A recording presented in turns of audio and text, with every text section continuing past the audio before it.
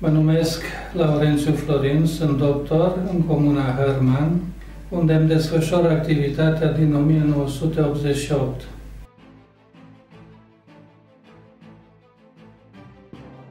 Cunoștințele care le-am dobândit mi-au fost folositoare și pentru alte categorii de pacienți. Acum implicarea este mult mai directă, țintită la pacient și mai mult la domiciliul pacientului. Înainte era pe undeva un fel de regulă, între ghilimele, pacientul cu probleme complexe oncologice era direcționat fie direct, fie indirect către hospice.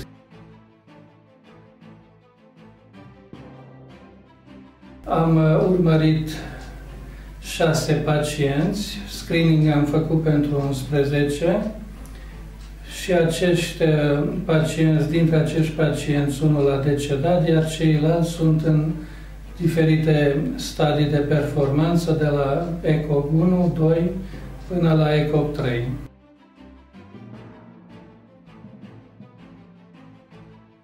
A avut o mare deschidere alături de mine ca să participe la aceste lucruri.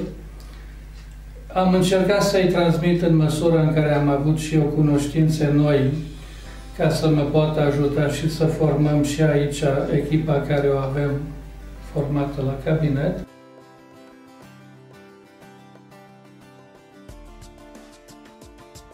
A funcționat foarte mult o stare de emoție pozitivă, o stare de plăcere, de bucurie de a te întâlni în cadrul grupului, fiind un grup foarte bine închegat, în care ne-am înțeles de la început foarte bine. Dacă se va dori într-adevăr să implementeze la nivel național, e vorba de o treabă foarte serioasă și foarte bine organizată și foarte motivantă.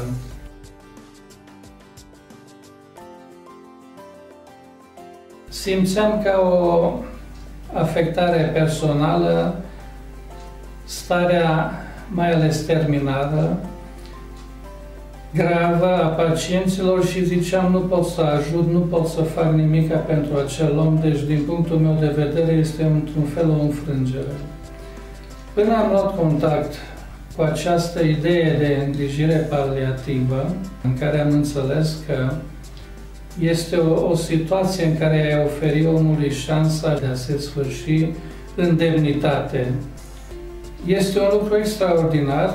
Sigur că trebuie fonduri, trebuie implicare emoțională, trebuie ambiție, trebuie dorință și trebuie acumulate cunoștințe teoretice și experiență.